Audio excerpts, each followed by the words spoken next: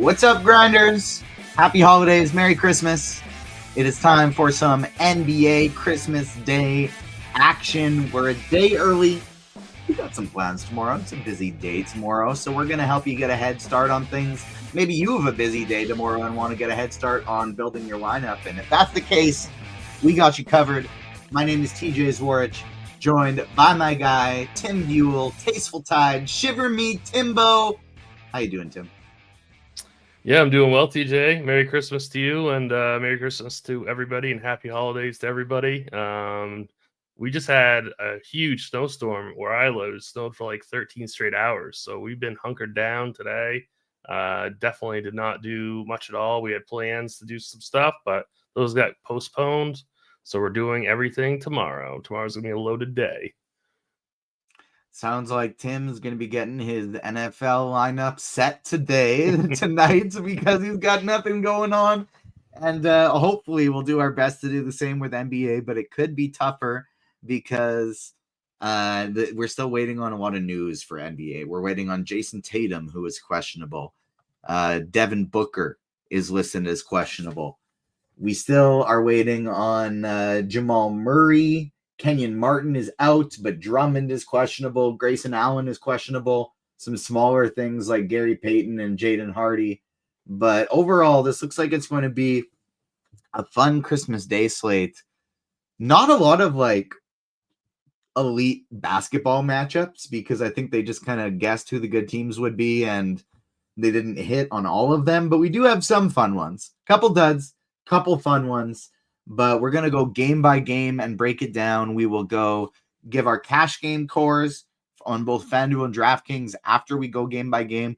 Well, if you have any questions, throw them in the RotoGrinders live stream Discord, throw them in the YouTube chat. We will answer them as we go throughout the show. If you're watching us on YouTube, subscribe, hit the notification bell, and most importantly, hit the like button, guys. It's free content on Christmas Eve. Help us out. Hit the like button. Take your mouse, slide it over, give it a click. If you're watching on your phone, take your phone out. Here it is. Click hide chat. Oh, there's my beautiful wife and baby. Click hide chat. Put it. Then you can hit the like button. It's 2 steps, not just one. But it's free content on Christmas, so help us out. First game, or I guess before we even go game by game, Tim, what's your general overview thoughts? We have 5 games, ranging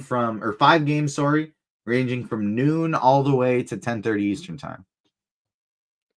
I mean, I always look at game totals, right? I think it's a very important thing to look at. Obviously, projections take those into account, but still, I was looking. It's like there's not like one big outlier game total. You know, like not like one huge one or one really small one. They're all within a pretty tight range in terms of totals. And again, and we don't have any double-digit spreads. You know, all of them are within. Well, I guess the Celtics are -10, but I mean, they're all within a few points of each other. It's not like one big outlier like game that I'm like, oh, this game has massive blowout risk, like with OKC and Washington or something like that. Like you said, these are mainly pretty competitive, good teams. So, like, I don't think we're gonna have to worry about any of these kind of like blowout games. So, and you know, I think Noto kind of touched on this in his core play article here at RotoGrinders. Like, there tends to be like more of like a playoff atmosphere in these games. So I think we'll see a full allotment of minutes to our stars here, and I'm not too worried about any kind of blowouts. Mr. Grapefruit making a great point in chat that it's too bad one of tomorrow's teams couldn't have played today, so we have something to watch, or have like the NFL games be today instead of tomorrow, something like that. Apparently, you guys aren't excited to watch the Hawaiian Bowl. So, I mean, I think that's the only. I was not aware of the Hawaiian Bowl tonight. Yeah, Hawaii Bowl, South Florida, South Florida versus San Jose State. You're not excited to watch that, TJ? Can't say I can name a single player on either of those teams, but I can't either. But somehow I feel like I'm going to have some American dollars on that in some capacity.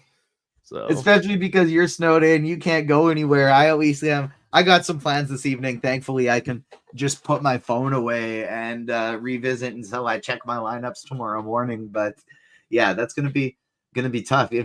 Tim, I'm a movie guy. If you decide to dive into the realm of movies this evening because you got nothing to do, you let me know, and I can cook something up for you. All right. But let's start going game by game here. First one on the slate, we have the Spurs at the Knicks. This game opened at the 226 total. It's down to 224. Knicks are 9-point favorites in this one. We got some spend ups here. We have some spend ups at the center position. We have Victor Wembanyama. We have Karl Anthony Towns. Who are you looking to go to today between the Knicks and Spurs?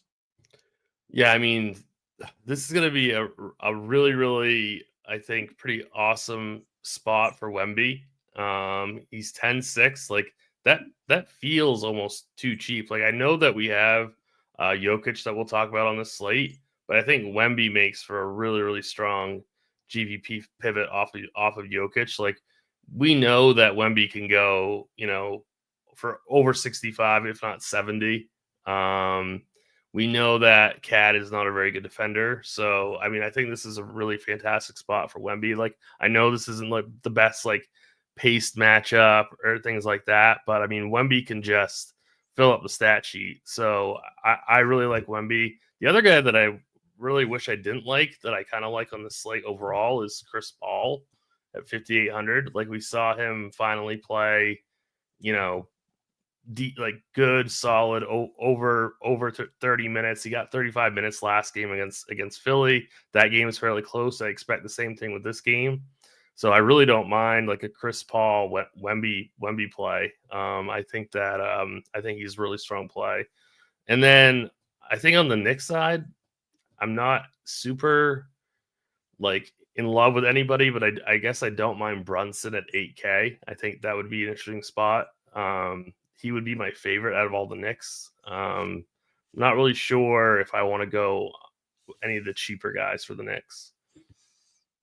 I like Towns a lot in this spot. I think Towns or Wembanyama is a very interesting way to play this slate, going with one of those two in the game and then pairing them with Jokic. I think there's enough value that you can pick one of the big men in this game, pair it with Jokic, and then go from there. I think I'm only going to play one lineup. That's where I'm planning on going about it so far, is Jokic and then one of the two big men in this game. OG Anunoby and Chris Paul, Mikal Bridges, Josh Hart, I think they're all totally fine mid-range plays if you land on them. I don't think you have to change anything up. But my favorite, I think, salary saver on the entire slate is in this game, and that's Devin Vassell at only 4,900 on DraftKings. Just over 5K on FanDuel, still pretty cheap. I think he's viable there. But I really like Devin Vassell in this spot. He's going to be my number one salary saving option. And I think like Keldon Johnson is even potentially viable, as is Miles McBride. Don't know if you need those options, but Vassell is going to be one that I can say for sure is going to be in my lineup.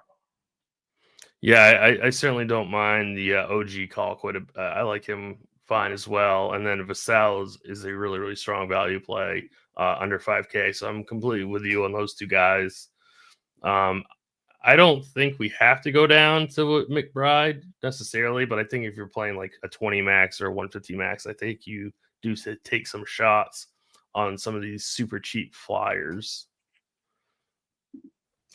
Next up, we got the Timberwolves at the Mavericks, opened at 226 all the way down to 221. All of these totals have basically been getting bet down since they have been opened. Celtics opened as a 4.5-point total. Now it's all the way up to 10. I think Tatum wasn't expected to play and now is expected to play. If he's out, that will be jumping right back down to around 4 to 6 points. But as of right now, currently projecting Jason Tatum in, and so they are 10-point favorites against the lowly 76ers. Injuries, guys getting kicked out. Tough season for them so far. What do you like between Philadelphia and Boston? We can talk about it like if Tatum's out, all these Boston guys are great plays. Jaylen Brown becomes maybe the best player. You don't want to touch on Minnesota Dallas first? Oh shoot, sorry. Yeah, I don't know why I went straight to that. I only say that just because it is kind of important. I think yeah, and I meant to go. Yeah, What happened was I yeah, started looking at Minnesota's total, and I went, yeah, oh, that jumped down. Then I wanted to see that if the other ones did too, and lo and yeah. behold, so did the next game, and then I just switched that game and skipped it over. So yes, good catch. Timberwolves, Mavericks. This one's got a tighter spread. It should be a very. This is maybe the one I'm most excited to watch on TV. Yep. Good offensive team against a really good defensive team, bad offensive team against not the best defensive team. And so it should be a fun matchup. Definitely a great real life game. I am getting to quite a bit of Mike Conley in optimal builds on lineup HQ. That's And always going to happen, and you never got to let it. You never have to let it reach your lineup. You always just say, "Oh, Mike right, Conley, let me find someone else." that's what it always seems like. But I mean, he is at least he seems to be at least pretty consistent, and he's 4,300. So I mean, I don't necessarily hate it on the small 5-game slate. Normally, I do completely agree with what you just said. I think he is a little bit more viable on this slate just because of the size and the lack of like really good premium value. So I'm actually kind of on board or okay with playing Mike Conley on this slate. I'm curious to see what the field does with Luka. Like we have, I don't know, five or six like superstars on this slate. I would imagine that Luka is fairly low owned amongst that group because I think that Jokic takes up a lot. I think Embiid will take up some. LeBron, obviously, Durant. All these guys are going to get a lot of ownership. So imagine that Luka will end up being on the lower end of that ownership when compared to others around his price range. So I think he's always fine for GPPs. But kind of like what you said, I don't really love this game from a DFS perspective. Dean said he's in the middle of filling out the RotoGrinder survey right now. So great timing here, guys. So we get to do Dean's work for him. I mean, at this point, I think Dean should likely just be That's popping on the show with us. That's basically what we do for him anyway. Why is he not in the stream? Is he not in StreamYard with us? Why is he not hosting? Exactly. Right. But I, as a little tease for the survey, I did put Luka Doncic as this player I'm most afraid of being underweight to because I don't think I'm going to land on him, but I do think he's a really strong tournament play. It's a terrible matchup, but it doesn't matter for Luka. Luka can score on anybody. Sometimes these elite players will thrive in really tough matchups because nobody else can score, and so they have to do more of the heavy lifting. Anthony Edwards, Kyrie Irving, Julius Randle, I think all totally fine tournament plays if you're playing a lot of lineups. Randall is nice and cheap on DraftKings. I don't think I'm going to get there personally. Same with like Gobert, PJ. If you're playing a lot of lineups, sure. Personally, my favorite pivot off of a Mike Conley as a cheap salary saver is I like going to these bench guys on Minnesota. Naz Reid, Dante DiVincenzo, I think is a really interesting tournament pairing. Go a little bench mob, go a little Nickeil Alexander-Walker, who's been getting more minutes as they struggle to find anybody who can score. So $3,600, not Nickeil Alexander-Walker, I think is an interesting play. And then if you're not spending up at center on this slate, I think both Lively and Gafford are very viable salary savers. I think Gafford's even in like the cash game discussion this week. Yep. Yeah, I do like that Gafford call quite a bit. And Randall's a really strong value on FanDuel. He's only 7,100 on FanDuel. So he's an even better play over there. Definitely somebody I'll be looking to get to in optimal builds on FanDuel tomorrow. Couldn't agree more. Jaden McDaniels, another guy that I think is a somewhat viable salary saver. All players I'd rather go to over Mike Conley in tournaments just because I don't know how much of a ceiling Conley has there. He always projects median well, but the problem is the ceiling is like 3 points higher than the median. It's Philadelphia at Boston. Boston, if there's no Jason Tatum, you load up. Jaylen Brown becomes one of the best plays on the slate. Derek White looks good.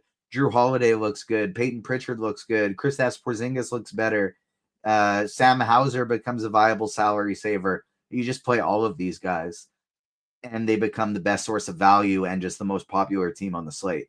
If Jason Tatum's out, they're going to be going very overlooked, and he does become the one that I'm most interested in, somebody who I think will be pretty low owned in tournaments.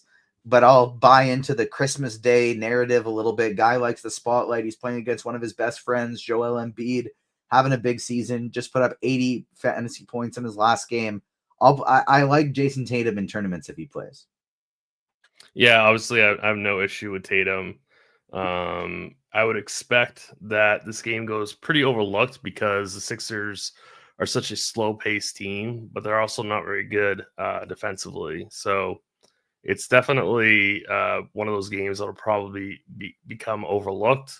I guess. I mean, Philly's got a lot of injuries situation right now because McCain's already out, obviously, and then KJ Martin got ruled out, and then Drummond's questionable.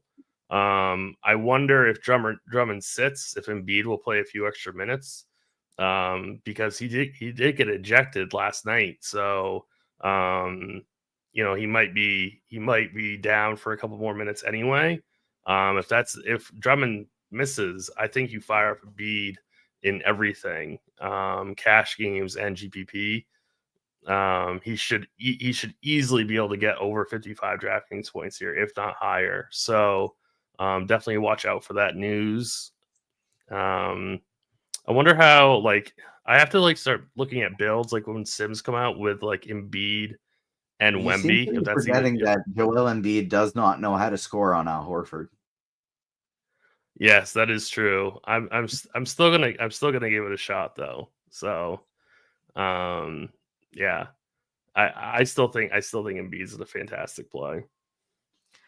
I'm gonna be in on the NBA fade train here personally, but I totally understand why you would want to be going there. So no ill will on my end by any means.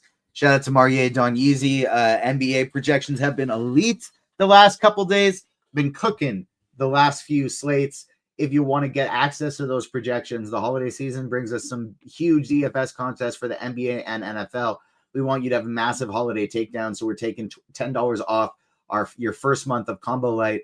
That means you get access to our SimLabs lineup building tool and content from some of your favorite DFS analysts like Tim and I for only $19.99. It's an affordable subscription that has everything you need to build effective lineups, score big this holiday season.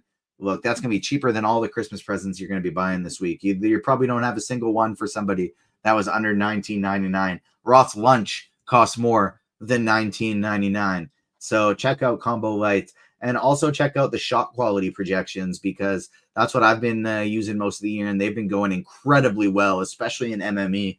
So if you want access to some of the most advanced NBA data in the market, you get shot quality projections for Lineup HQ at rotogrinders.com/shot quality. And you can get a 1 month access for $40 or yearly for $200. And if you want to give it a test run, you can for a 3-day pass, only costing $9.99. You can also use some pick'em and props over at Splash Sports for the NBA slate, as well as the Christmas Day NFL slate. So if you haven't signed up for Splash Sports, you still can use promo code ROTO10. And if you spend $100 in quick picks, you get $50 right back. splashsports.com/RotoGrinders homepage. Next game on the slate, we got the Lakers. We got the Warriors. This one should be another one that's fun for real life. We got, if this was 5-8 years ago, LeBron James against Steph Curry, this is must-watch television. Less so now, but on Christmas Day, these guys know how to tap in and put on a show. So Anthony Davis, LeBron James, Steph Curry, all these guys very interesting for tournaments to me. In the shot quality projections, which I have up right now, you can see Anthony Davis projecting crazily well of the plays we've been looking at between, Towns, Wemby, AD, Joel Embiid. According to projections, the shot quality ones, Anthony Davis looking like the best of those center plays by far. Yeah, I mean, the Lakers just in general seem to be priced kind of softly here, which is going to lead to inflated ownership. I'm assuming like LeBron 9,300, AD 10,3. Austin Reeves is popping in optimals right now at 6,100. So I would imagine that this is going to be a fairly high owned team. That's my only hesitation with it. And then we're gonna get guys on the other side of this game like Jackson Davis, like Kuminga, who are going to be like the popular, like cheaper pieces. I would assume as of right now.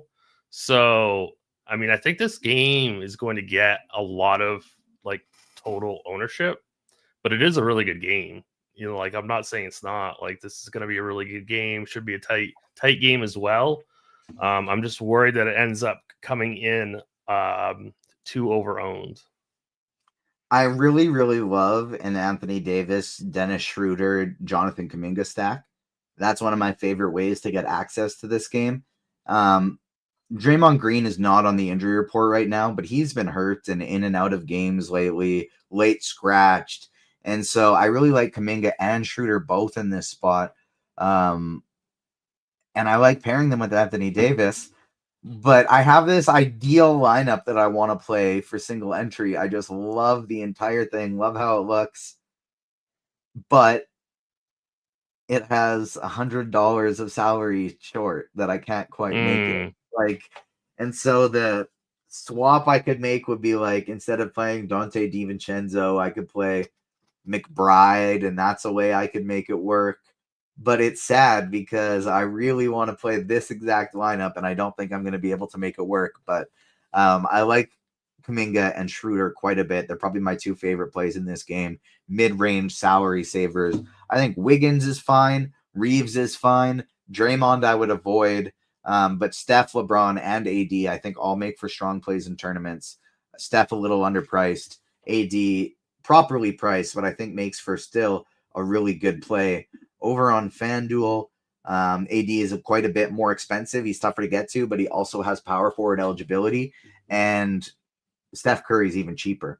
So of $8,500 Steph Curry over there, I like quite a bit. Kuminga and Schroeder still my two favorite plays in that game because they are really nice salary saving options. Yeah, Schroeder on FanDuel is a really, really strong. He's going to be very, very popular over that 5,600. LeBron's the same price, so he's a better play on FanDuel. Jackson Davis is going to be very, very popular, I would assume also.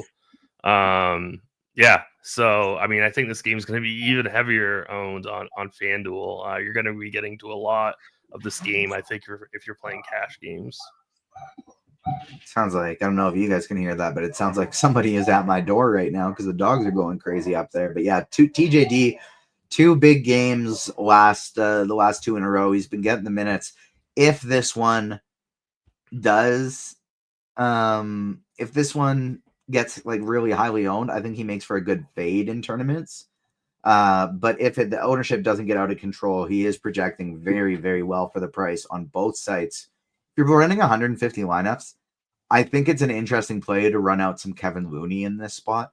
They're going to need a big man to face up against Anthony Davis, and TJD's minutes have been volatile all season. Looney hasn't been playing much lately at all, but if he cracks 20 plus minutes because TJD is in foul trouble, Looney could be a guy who has 23, 24 fantasy points, and at $3,800 with TJD chalk, that could be a very, very valuable tournament pivot, I think, in large field tournaments. Last game of the slate, we have Denver at Phoenix. This one should be a whole lot of fun. 226 total it opened at. It's up to 233.5 right now. -1 favorites are the Suns, but Devin Booker is questionable. And so if Booker plays, that -1 should stand. If Booker doesn't play, I think maybe that could go into Denver's favor. But Denver, as fun as they've been to play Jokic in fantasy, it's one of the reasons it's been so fun to play them because they don't blow anybody out. They suck. They're horrible. They're horrible defensively. So they're horrible defensively. And so Phoenix and Denver, one of the most fun games here on the entire slate. Yeah, and I would try really hard to leave some kind of late swap option for this game because if Booker misses, Durant's usage goes up 9 percentage points. So I mean, like he becomes like a standout play. Beals goes up around 4%, not as strong of a play, but like Durant becomes like a almost borderline must play without Booker. So I would try to leave some kind of 2v2, including some way to get onto Durant for this game, because he's going to be such a strong option if Booker misses. And then, like, you obviously can't play all the studs here, but I mean, I would definitely be trying to get to maybe some Jamal Murray, Aaron Gordon, If he plays. if he plays. And then if he doesn't play, I think you're looking to get to somebody like Westbrook. So, so I would just try to like leave some kind of 2v2 for this game. 10:30 p.m. It's so late. I don't know that we have the capacity, the ability to break it down with just two people this far away. And so we're bringing in a special guest to help us out. Dean, my guy, Merry Christmas Eve. How you doing? What do you think of today's NBA slate? Yeah. What's up, y'all? Yeah. Merry Christmas, We everybody. called you out and you joined. I respect. This is awesome. I'm so happy to see you. I wasn't supposed to be here today, but I heard you I didn't catch the beginning of the show. My apologies if you called me out for not being there. We saw you in chat, so we were like, hey, you got to join. I don't have a what is today? Today's Tuesday. I don't have a television. Today's Tuesday, right? Yeah. I don't have a television Tuesday planned. I'm sure the chat's gonna be very upset. Well, that's good. But because I definitely was gonna X you out of the StreamYard if you did. Well, Tim, don't be mad at me that you're not good at the game. It's like, don't hate the player. It's on you. It's your responsibility to just pick up your game next Tuesday. I don't know if you're on the schedule or not. I think I am.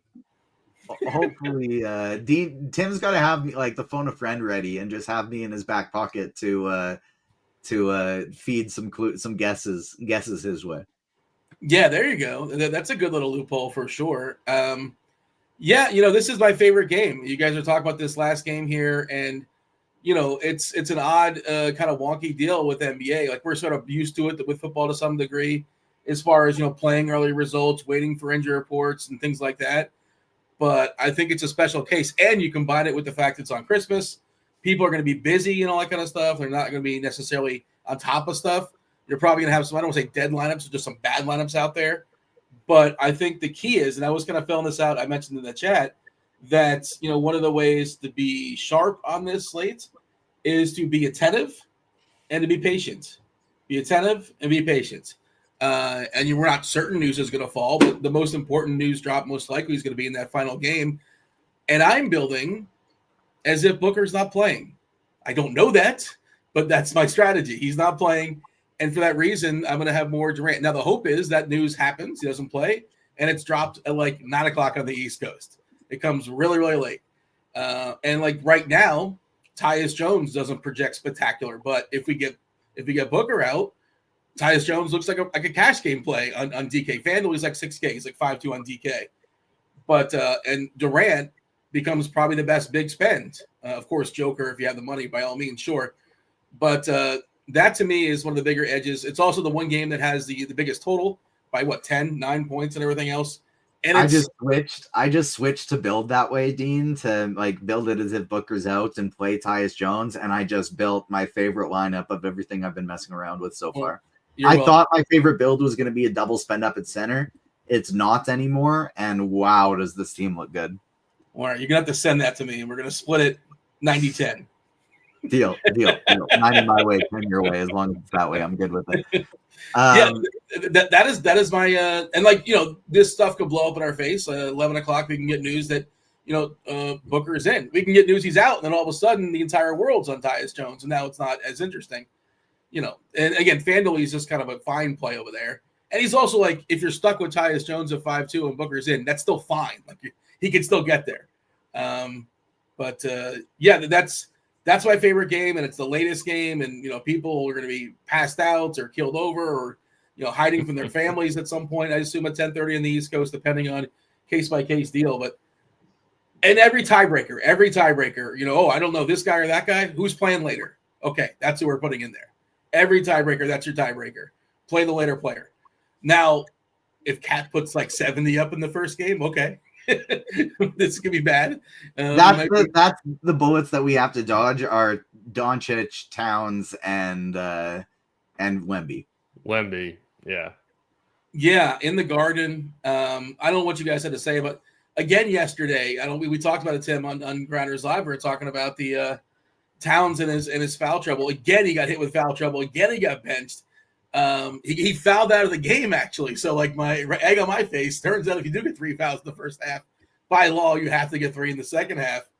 But he lost like 7 or 8 minutes of court time. I think he still played like 30 minutes. It's just outrageous what Tibbs. He played 32 minutes. And he put up like almost 60, right? Yeah. Yes. Yeah. in 32 minutes. Yeah. And again, he lost like 3 or 4 minutes in the first half, and he lost like 4 or 5 minutes in the second half. So, you know, he might I think 40 minutes. This is just my opinion, but I think that Wemby destroys Cat in the spot. So I mean, like, I hate to like waste the spot early on the slate, but I really like Wemby here. I kind of think they destroy each other, which is why I'm scared. Like a gentleman's agreement, they both drop like 50 on each other, that kind of thing. Yeah, that's kind of what I'm thinking. How I think this one goes. Yeah, that is. I wish that game wasn't first. And Devin Vassell looks pretty good. He projects. Vassell is going to be the one guy I'm for sure playing from that game. He's my favorite value on the slate.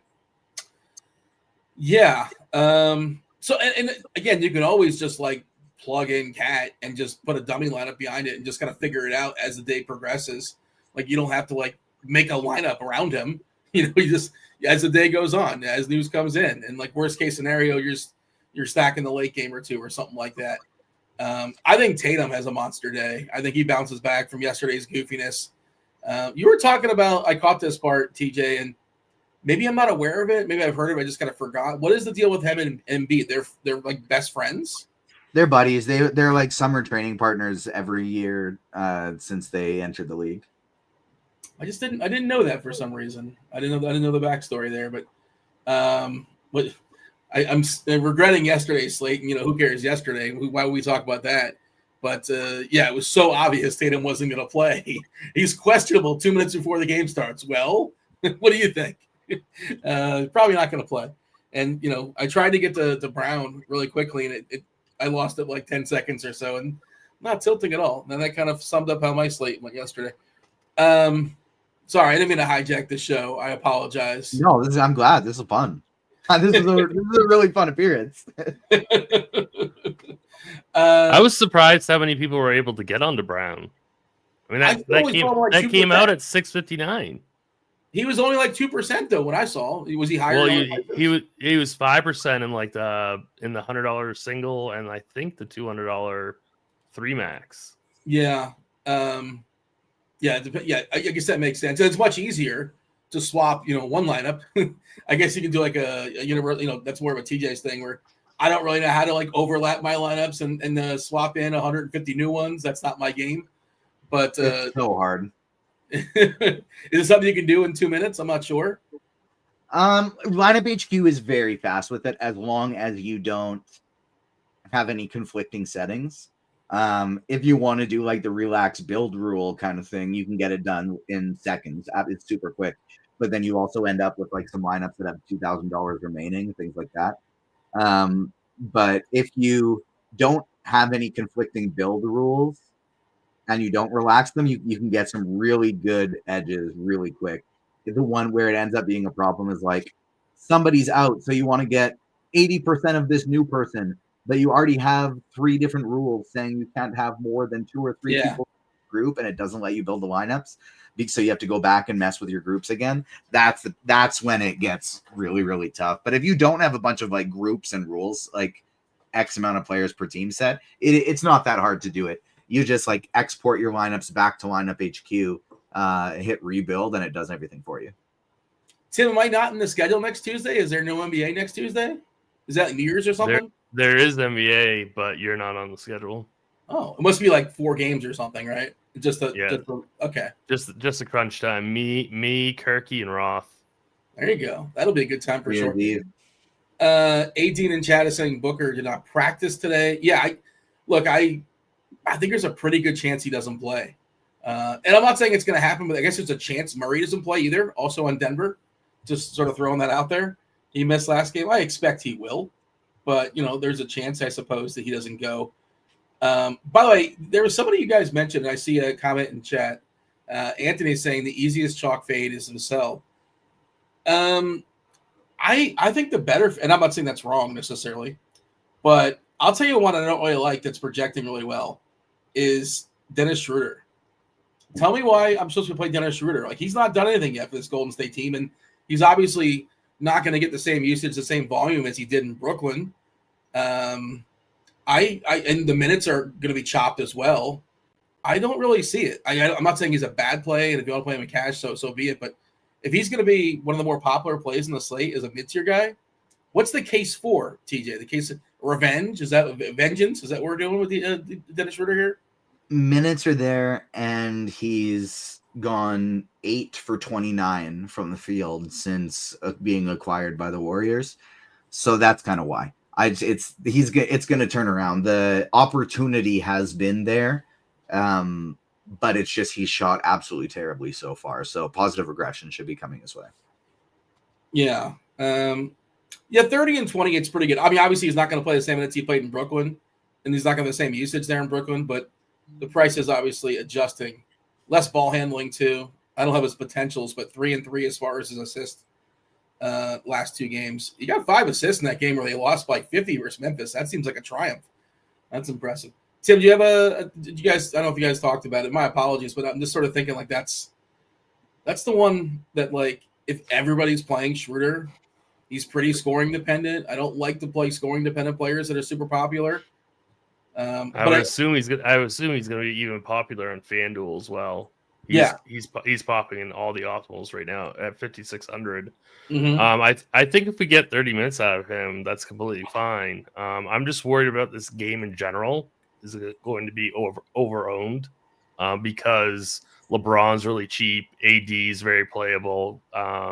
We've got Kuminga already. He's going to be pretty chalky. Jackson Davis.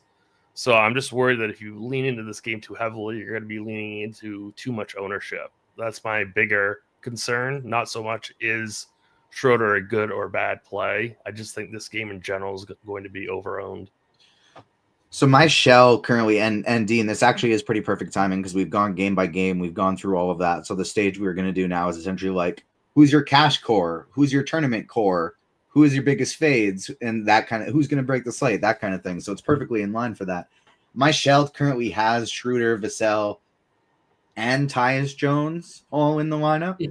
But Dean, I think you nailed it that Tyus Jones is the best possible pivot off of the Schroeders, the Vassells, the Mike Conleys, who are going to be projecting for a decent amount of ownership.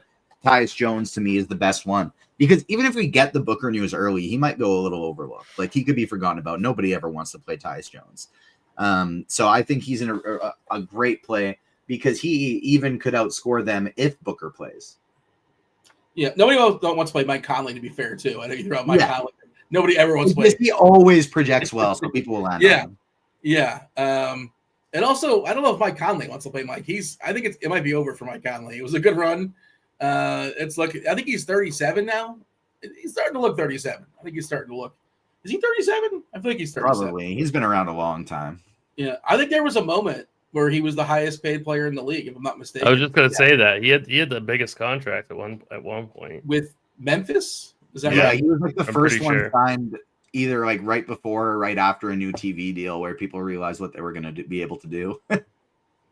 But that's another one. You mentioned Jackson Davis, and like there's a chance like Looney starts. There's a chance that I brought up Looney earlier. I actually think he's a really good large field tournament pivot because even if TJD does start, like that could be easy foul trouble against Anthony Davis, and Looney could fall into 26 minutes off the bench at almost no ownership.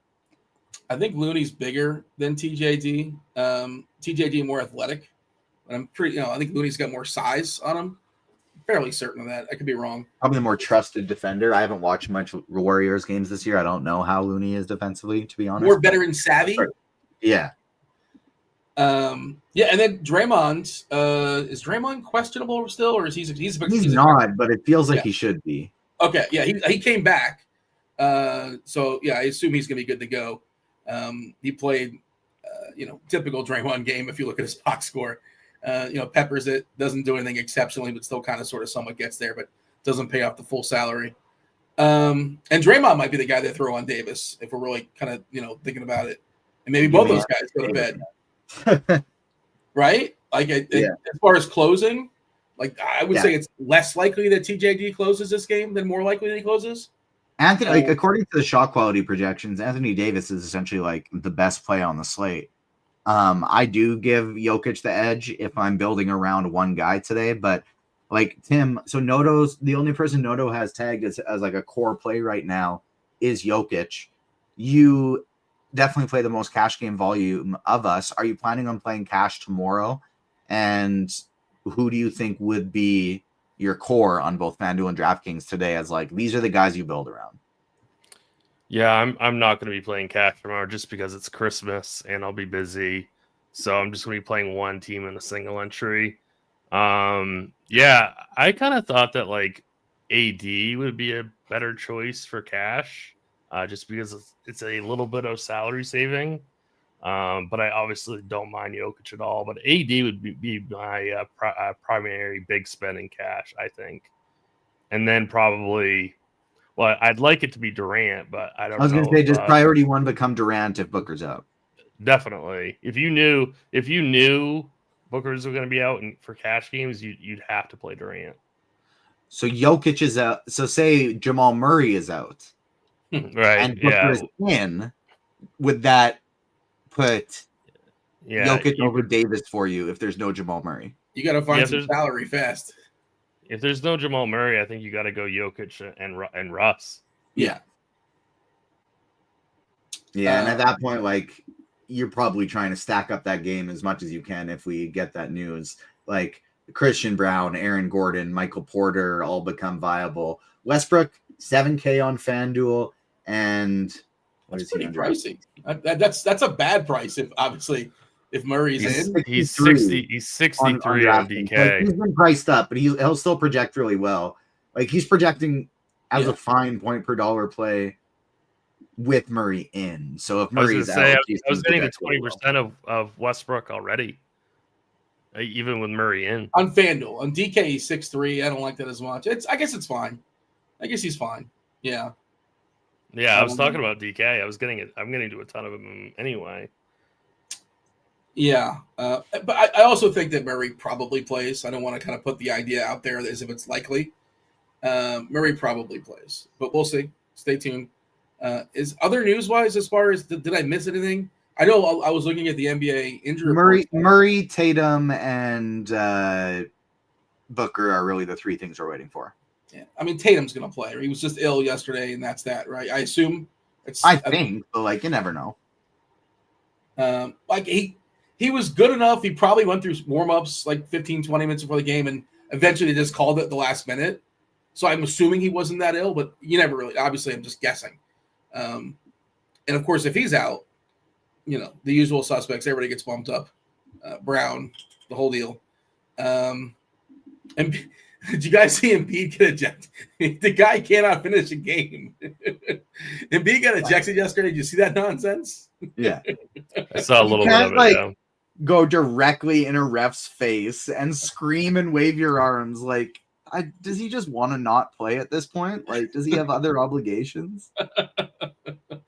He was there like a good game on? He was a big college football fan. What was happening? Like it wasn't Notre Dame. I don't know who was playing, but I'm not sure what was going on. But he's found a way to not finish several games this year. I know one was the nose, right, the sinus, but it's been a rough season. It's been a rough season for him, and I guess he's priced out enough where I suppose he's interesting. Did you have I think he plays like a few extra minutes without Drummond if Drummond sits. Yeah, Yeah, well, wasn't Drummond ejected yesterday too? And he was ejected and injured, like in the same play or something? Yeah, I think so. But he's questionable. We already have KJ Martin ruled out earlier. So I think Embiid could easily get over 32 minutes without Drummond. Yeah, we're giving him 32. I mean, there's Yabusele there too if they need as another backup. In Boston, you don't always have to be big against them necessarily. I was gonna say TJ made a really good point that he can't get by Al Horford ever. So yeah, what is that? I don't know what that's all about, but that is a good point. It is very strange that Horford's like the Embiid stopper. Is that a narrative or is that kind of? I think it's also kind of true, right? Mostly true. It was massively true in the playoffs one year, and then it had sort of just rung true every time they played each other. I'm sure Embiid has had some games, but historically, Horford's locked them down, and it probably helps considerably when you have Horford just like bodying him. They have very few shooters outside of George and Maxey, and so you just have Porzingis lingering with actual match, like able to match Embiid's length, with Horford just giving him hip and gut and kidney shots all the time. I just pulled it up on StatMuse. Embiid versus Horford DK points. I'll work backwards. This is 2023, the last time. 42, 54, 81, 69, 53, 39, 55, 56. So I don't know when this narrative started. 75. It's a playoff thing, it seems like then. Yeah, I don't know if it's not counting playoff games, but he's had a lot of good games, respectable games against him. Unless I typed in the wrong thing. That's how most narratives are. When you dive into the stats, it's like, is this actually real? Probably not. Well, once you get labeled something, it's hard to kick that label. Like, you know how like so-and-so is not clutch or so-and-so is clutch. And like, I swear to you, the clutch players miss shots in the last second and the not clutch players make shots in the last. I swear it happens, but you just sort of pretend like it doesn't because this doesn't fit the conversation, I suppose. Slate breaking performer from each of us, and I think we're good to go. Tim, you go first. All right. I'm gonna go with Wemby. I want to pick Cat, but I think Durant is like this. Are most people going to be waiting on Durant? I don't want to be because I'm. And a lot of it's dependent upon if that news comes at 1 o'clock or if it comes at 10 o'clock, right? As far as Booker, but this is a rematch of a couple days ago where I don't know if Phoenix. I don't know why they would do that. The schedule makers, Christmas Day is supposed to be special matchups and all that. Denver killed Phoenix a couple days ago. They're going to run it back. Now Phoenix is at home. Man, could you get Cat and Wemby in the same lineup? Can you do that? Is that something you can make work? Or is that just too hard? You can do that easily. It's not hard. Did you guys talk about this? Do you remember in previous years, maybe it was like 4, 5, 6 years ago, I don't remember how long ago, they used to sort of like knock down the prices on Christmas. Yeah. And you'd have like these all-star lineups. I remember like Tony Parker was like 3-5 like 1 year. It was like, and it's like the silliest prices. And it was kind of sort of somewhat a pick 'em. Not a pick 'em. You know what I mean? It was really easy. Yeah. You loved your lineups. They didn't do that this year, is the point I was making. They didn't do that. No sales. But it wasn't – I guess it was for like casuals, I suppose, was a reason for it. But I was thinking they might do that for the prices, but they did not. I'm debating between Durant and Cat. One of those two. The news – I'm probably going to be planning on Durant and no Booker, and he has to be the man. And I know he's old too, right? But, island game, going to get up for it. Rematch versus Denver on Christmas. Katie likes to get on Twitter. When things go well, when things go poorly too. I'll take KD, but I really want to say Cat. So my expensive one is Jokic. I think it's going to be him, but I have another one, and it's gross. My hand is in the dirt. My head is in the clouds. But I'm galaxy braining a little bit on a volatile player. But at $3,600, I think Nickeil Alexander-Walker is going to be breaking the slate. One game after Anthony Edwards goes viral for it. I know I'm going to shoot. We know Julius is going to shoot, and we don't know where any other offense on this team is going to come from. That's where we have struggles. Very next game, Nickeil Alexander-Walker plays 29 minutes. I think we're going to get a lot of shots out from him, and as long as they're falling, I think he could break the slate as a value with a 30-point DK point game. Did you run optimals by chance? Because he's like one of the most popular players hitting optimals right now. No, I didn't. That's what I think. I'm not calling you out on that. I'm just so you know. He's hitting. I ran optimals. He's hitting 71% of my DK optimals. The only guy in front of him is Vassell at 76%. I didn't have a ton of juice for what it's worth, and on FanDuel I have him second at 56% behind TJD, which I think is probably bad optimal. That's what I didn't like with TJD is at 71%. I think there's a lot of ways where that can go poorly. You know, I think you can get in foul trouble. I think you can just get played off the court. Looney can outplay him. Green would be the guy playing the 5. I know he's a good fantasy point minute player, but it wasn't that long ago where he was essentially out of the rotation. And I know Steve Kerr is just super fickle, right, from game to game. Yeah, so you mentioned Rudy Gobert. You mentioned the good and the bad. Gobert was horrendous last game. And he wasn't even closing. I don't think he might have closed the last few minutes, but did not play a good chunk of that fourth quarter. They just extended him, by the way. Why? I did not understand that, but that's a different conversation for another day, I suppose. But yeah, just 3-6 Alexander Walker, if nothing else, looks like somebody that helps you get there for cash. Seems like a really good price. Yeah. I think he's going to put up 12, 13, 14 shots and have a big day. Alexander Walker? Yeah. And it's such a nice matchup against Dallas. They play a lot of small guys out there, a lot of small wings. I think it bodes well for him. Is Luka not going to be played? Just as like a side note, doesn't seem. I don't think so. I mean, we don't know for sure because there's no real ownership projections yet, but yeah, it kind of seems like it. I don't think he's going to get played. Yeah, which is of note. Just to put that in your back pocket. Yeah, what's also interesting as far as the optimal stuff I ran, and again, I didn't add a lot of variance. I didn't force anything. 2% Wemby on DK and 2% Cat on DK. So I just did I just ran 150 with no randomness with the shot quality projections. Guess who the two highest owned players are at 93 and 91%? TJD, LeBron James, and Anthony Davis. Oh, shot quality projections loving some Lakers. Yeah, they're too cheap. That game's priced super softly. Yeah. Goes LeBron, AD, Vassell, Conley, and then Austin Reeves, another Laker. Wow. I guess they like the over in that game, I imagine. At least the over on the Lakers side. Yeah, I mean, is LeBron, can he do it one more time, right? At almost age 40? You get up for Christmas. Steph's kind of falling back, right? He's kind of getting up there too. Yeah, that's pretty interesting. Like I haven't thought about those guys as like core plays, but they're fine, right? Do we have a preference as far as LeBron versus AD? I like AD more. But like LeBron, I like his positional. I'd rather play LeBron at power forward, and he's cheaper. So, like AD, I like better in a vacuum, but I think it's easier to fit LeBron.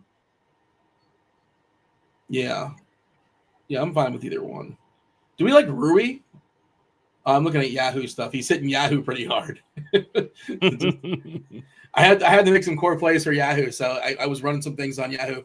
And Westbrook, by the way, projecting really well on Yahoo. Also, Cat looks really good on Yahoo. Side notes for those playing on the Yahoo. But my apologies for barging in and disrupting the show. But I'm happy to join you, fellas. No apologies. We were calling you out to get you to come in, so you'd have to apologize if you didn't join us. We wanted to see you, so that was fun. That was a good slate breakdown. If you missed the show, if you missed any pieces of the show, we went full game by game, so you can rewind, check that out. We also did a full breakdown of tomorrow's 2-game NFL slate. Myself and Eric Beimfor did that, so you can find that on the RotoGrinders YouTube page as well. So on your way out, smash that like button and subscribe. I do got to get myself out of here. I got some last minute Christmas shopping to do. Got to pick up something for my niece and nephew before we head over there this evening. I know exactly what I'm getting. You're going to like the mall or something now, or what were you? No, I'm going. It's a specific store that isn't going to be too crazy. But yeah, I gotta go do one last minute thing, and then it's time to build some lineups before tomorrow's chaos. So Merry Christmas, everyone. Happy holidays, everyone. Happy Hanukkah, happy Kwanzaa, whatever you're celebrating. Hope you have a great few days. Even if you're not celebrating, hope you get some chance to spend some time with some family or just to relax. And so on behalf of myself and Dean, we're switching the banner because it doesn't have any proper credits with this. And so at least I can get one with two of us in NFL. That'll do it. We'll see you next time. Merry Christmas. Happy holidays. Peace out. Holler.